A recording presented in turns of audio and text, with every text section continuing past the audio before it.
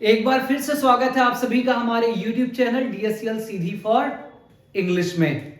सबसे पहले मैं आप सभी देशवासियों को और अपने सभी व्यूअर्स को पराक्रम दिवस की हार्दिक शुभकामनाएं प्रेषित करता हूं।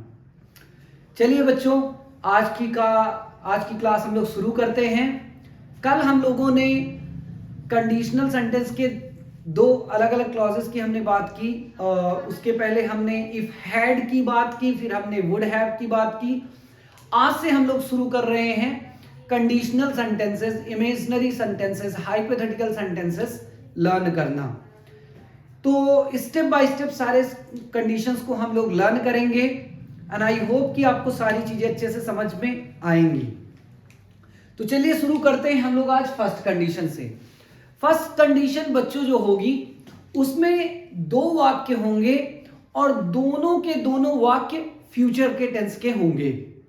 कई बार आप ऐसे सेंटेंस बोलते हैं जहां बोलते हैं कि यदि आप मुझे आमंत्रित करोगे तो मैं आऊंगा, यदि वह गाएगा तो मैं नाचूंगा, यदि आप मुझे खून दोगे तो मैं आपको आजादी दूंगा, यदि आप दूध मांगोगे तो हम आपको खीर देंगे।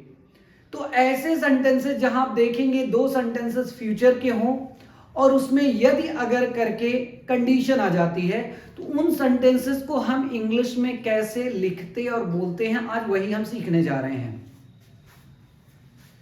तो शुरू करते हैं बच्चों first condition.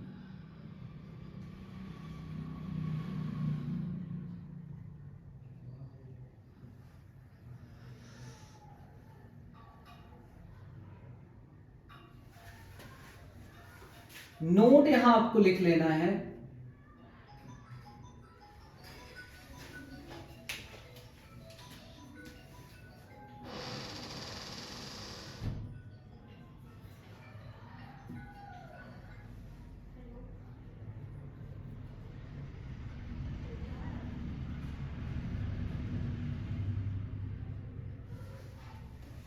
When there are two sentences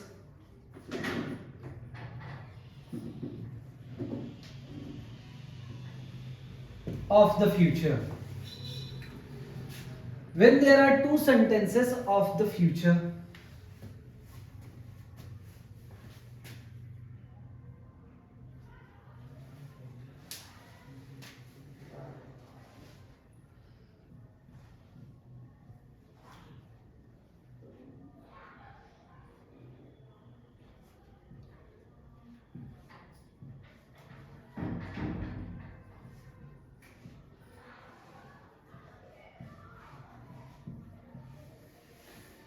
जब भविष्य के दो वाक्य हों,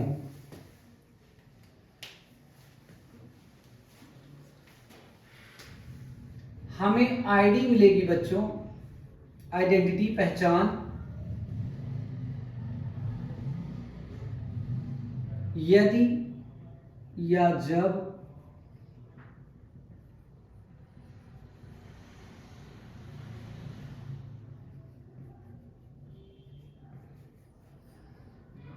जब गागी गे तो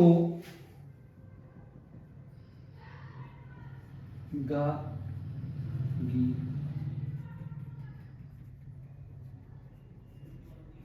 गे, हमें इस तरह से आईडी मिलेगी। जब गागी गे तो गागेगी।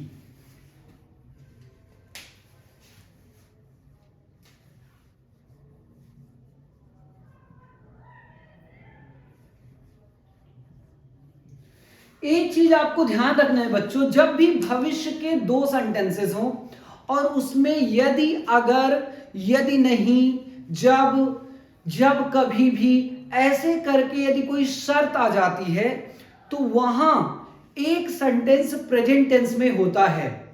तो आप दोनों सेंटेंसेस को यदि फ्यूचर के टेंस में ट्रांसलेट कर देते हैं या बोल देते हैं तो वो गलती हो जाती है, ग्रामेटिकल मिस्टेक हो जाती है। तो यहां हमें देखना है कि रूल कैसे होगा।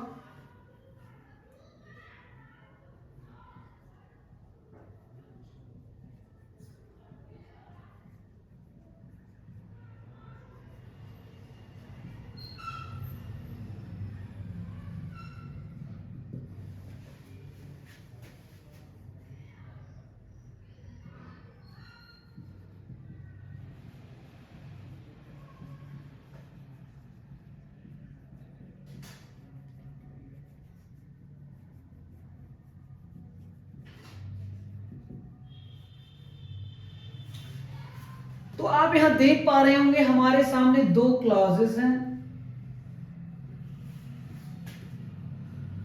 यदि आता है तो हम यूज करेंगे इफ, और यदि जब आ जाएगा तो यहां हम यूज कर देंगे व्हेन का।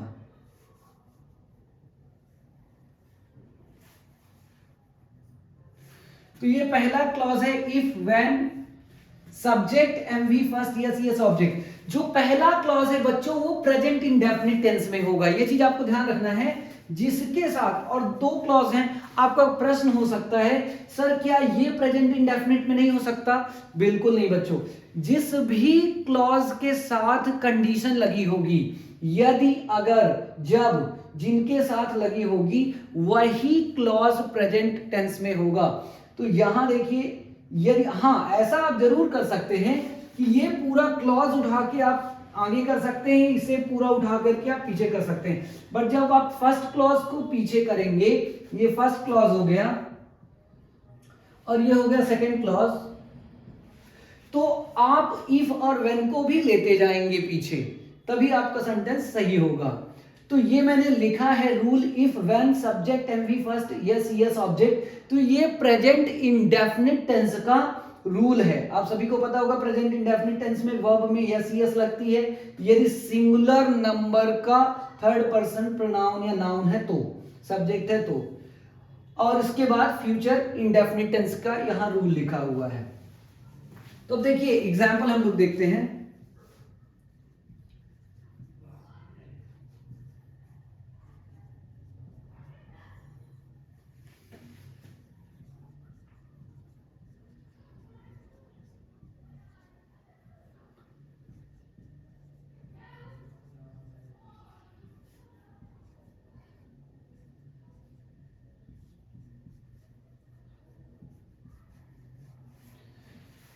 यदि आप खेलोगे, यहां आप लास्ट में देखेंगे आ रहा है गागेगी, तो मैं देखूंगा, यहां भी गागेगी आ रहा है।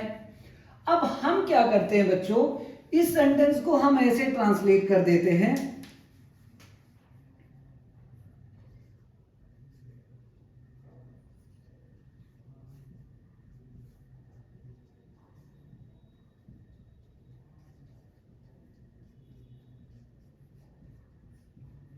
हम देखते हैं कि पहले सेंटेंस में भी गागेगी आ रहा है और दूसरे में भी गागेगी, तो हम इसे इंग्लिश में ऐसे ट्रांसलेट कर देते हैं, बोल देते हैं if you will play I will see, if you will play I will see.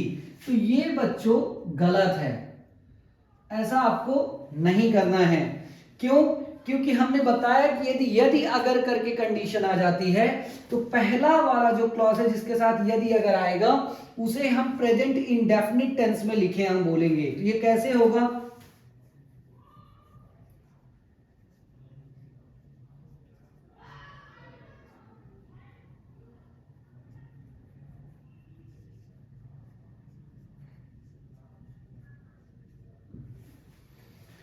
If you play I will see, if you play I will see. तो आप देखिए ये प्रेजेंट इंडेफिनिट में हो गया।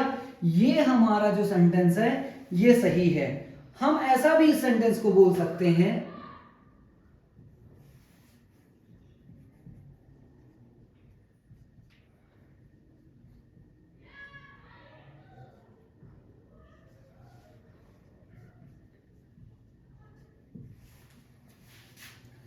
आई विल सी, इस वाले clause को हम पहले बोल सकते हैं I will see if you play, I will see if you play, ये भी सही है। तो ऐसे हमें बोलना है, लेकिन ऐसे हमें बिल्कुल नहीं बोलना है बच्चों।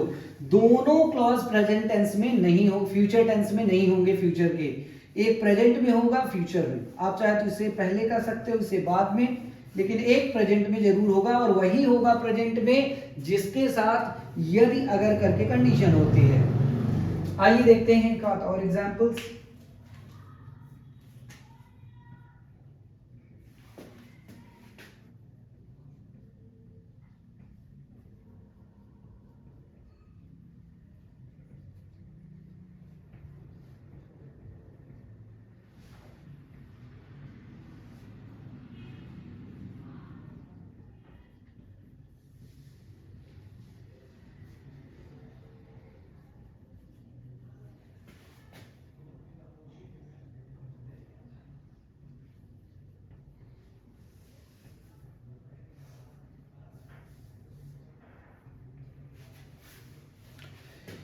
यदि आप हमें खून देंगे तो हम आपको आजादी देंगे। यदि आप हमें खून देंगे तो हम आपको आजादी देंगे। यदि आप हमें खून दोगे तो हम आपको आजादी देंगे। ये किसका नारा था? ये भी आपको पता होगा। यदि आप हमें खून देंगे तो हम आपको आजादी देंगे। इसीलिए आज हम पराक्रम दिवस मना भी रहे हैं। यहां भी देखिए गागेगी आ रहा है, दूसरे में भी गागेगी आ रहा है।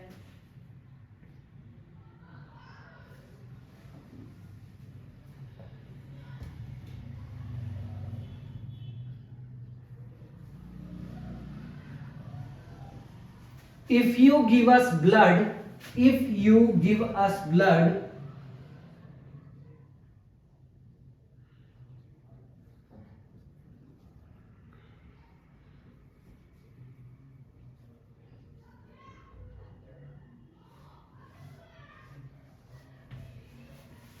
if you give us blood, यदि आप हमें खून दोगे, if you give us blood, हम आपको आजादी देंगे। We'll give you freedom, we will give you freedom. If you give us blood, we will give you freedom.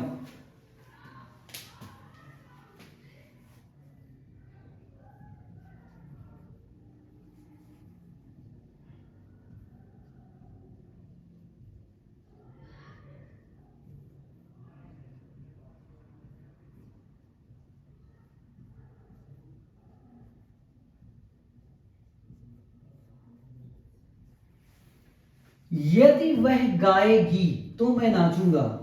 यदि वह गाएगी तो यहां भी देखिए गी आ रहा है, तो मैं नाचूंगा। यदि गागेगी तो गागेगी।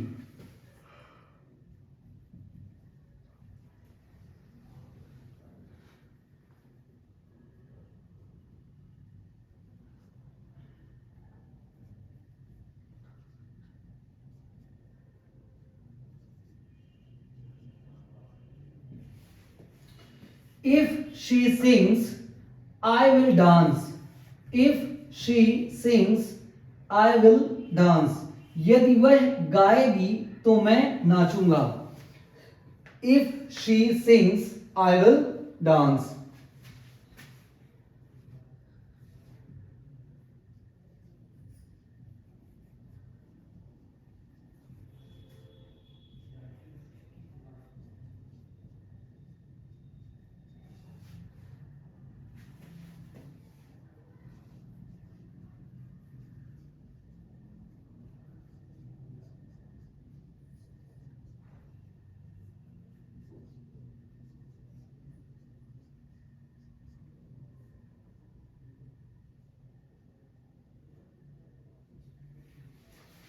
जब मैं वहां जाऊंगा तब मैं आपको बताऊंगा। जब मैं वहां जाऊंगा, गागेगी तो मैं आपको बताऊंगा। तो देखिए इसे हम कैसे ट्रांसलेट करेंगे। जब मैं वहां जाऊंगा, जब के लिए हम यूज करेंगे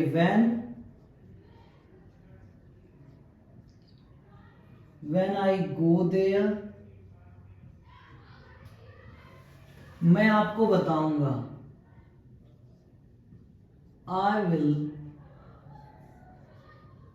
let you know. Let know का मतलब होता है बच्चों बताना। जब मैं वहां जाऊंगा, when I go there, when I go there, तब मैं आपको बताऊंगा। I will let you know. तब के लिए बच्चों हम कॉमा लगाएंगे, पंक्चुएशन बहुत जरूरी है। when I go there, I'll let you know. ऐसा भी हम बोल सकते हैं I'll let you know when I go there. इसका यदि आप स्क्रीनशॉट लेना चाहते हैं तो बच्चों ले सकते हैं।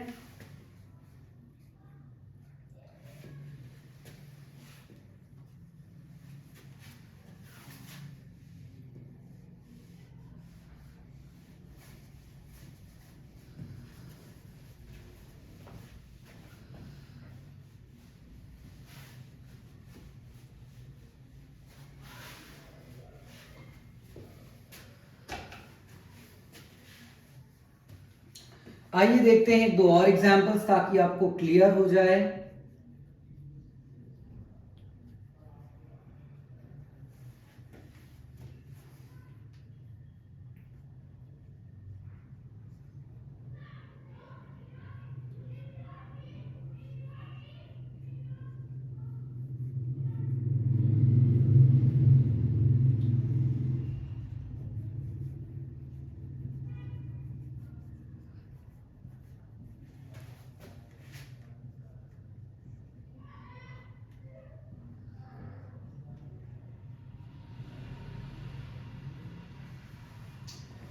जब वह डीएससीएल ज्वाइन करेगा। डीएससीएल आप जानते हैं बच्चों, आपके यूट्यूब चैनल का नेम है dream school of English language.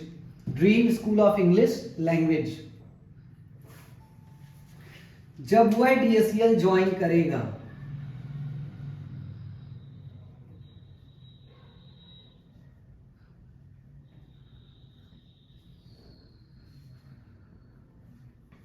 when he joins DSEL, when he joins DSEL, तब मैं भी DSEL ज्वाइन करूंगा।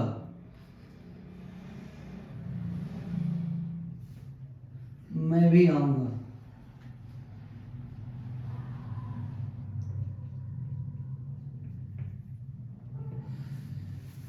When he joins DSEL, अब देखिए बच्चों, क्योंकि यहां singular number third person pronoun है, इसीलिए हमें वर्ब में यस यस लगाना होगा। When he joins DSEL, क्योंकि आप यहां देखिए लिखा हुआ है यस यस का हमें यूज करना है। कब करना है यस यस का यूज? जब subject third person singular number हो और सेंटेंस अफर्मेटिव हो, तब हम यस यस का यूज करते हैं। When he joins DSEL, तब मैं भी आऊंगा, तो कॉमा हम लगाएंगे यहां पास तब के लिए। I will come as well. As well का मतलब होता है बच्चों भी, क्योंकि यहां भी आ रहा है, आप देख रहे हैं, इस भी के लिए हमें लास्ट में लगा देना है as well. When he joins DSEL, I will come as well. When he joins DSEL, I will come as well.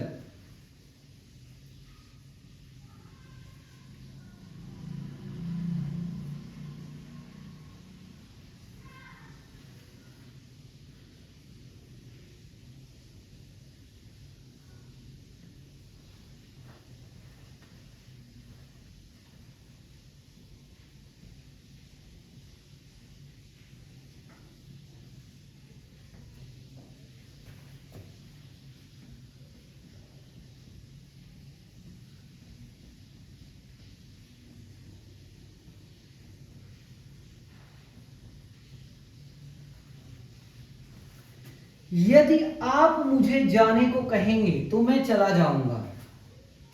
यदि आप मुझे जाने को कहेंगे तो मैं चला जाऊंगा।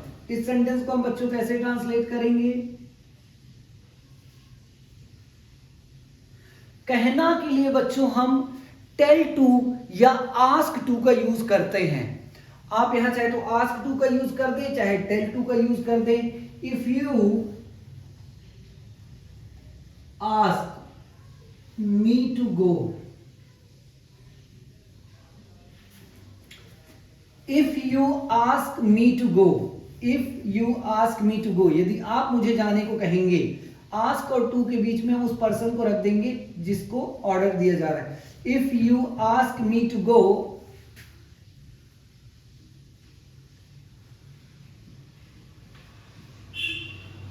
I will go। If you ask me to go, यदि आप मुझे जाने को कहेंगे, if you ask me to go, तो मैं चला जाऊंगा, I will go। इसका भी यदि आप स्क्रीनशॉट लेना चाहते हैं तो ले सकते हैं।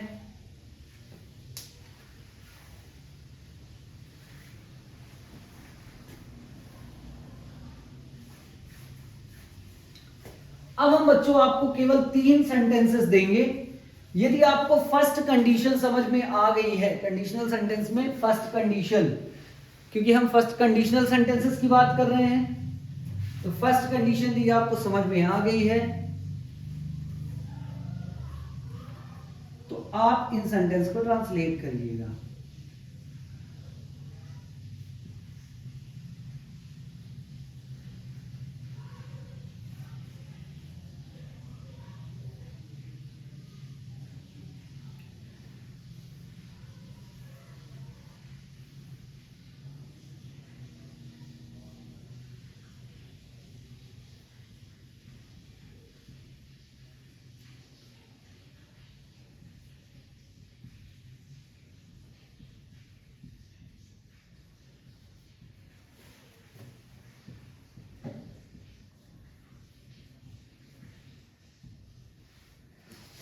यदि वह खाना बनाएगा तो मैं खाऊंगा।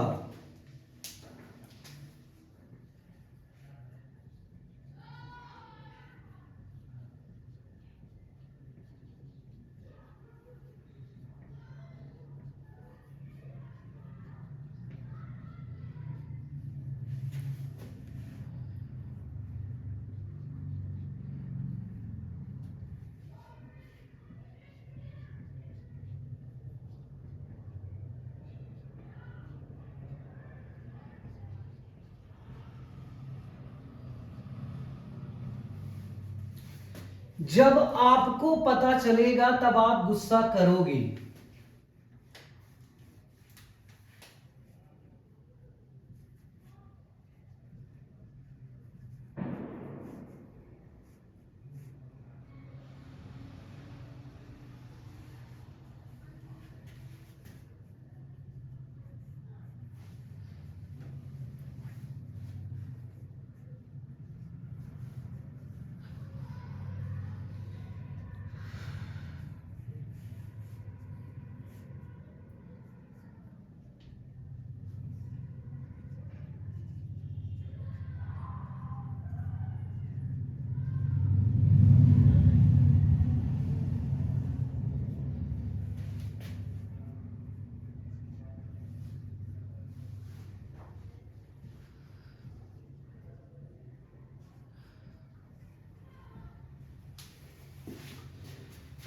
यदि मेरे माँ पापा एमबीए करने को कहेंगे तो मैं करूंगा। पहला सेंटेंस है बच्चों, यदि वह खाना बनाएगा तो मैं खाऊंगा। जब आपको पता चलेगा तब आप गुस्सा करोगे, दूसरा है। और तीसरा है, यदि मेरे माँ पापा एमबीए करने को कहेंगे तो मैं करूंगा। इन तीन वाक्यों को आपको बच्चों अंग्रेजी में ट्रांसलेट करके कमेंट बॉक्स में कमेंट करके हमें बताना है। यदि आपको फर्स्ट कंडीशन कंडीशनल सेंटेंस की समझ में आ गई है तो आई होप कि आपको समझ में आ गया होगा। आप सारे वीडियोस के अच्छे से नोट्स बनाते चलिए। धीरे धीरे आप देखेंगे कि आपका कॉन्फिडेंस बूस्ट होगा। बहुत सारे रूल्स आपको पता चल चुके हैं, उन रूल्स की हेल्प से आप सेंटेंसेस बनाने भी लगे होंगे आई होप। एंड इसको भी आप नोट कर लीजिएगा सारी चीजों को, और इन तीन वाक्यों को ट्रांसलेट करके आप हमें बताइएगा। Once again, thank you so much for watching our video. Thank you so much.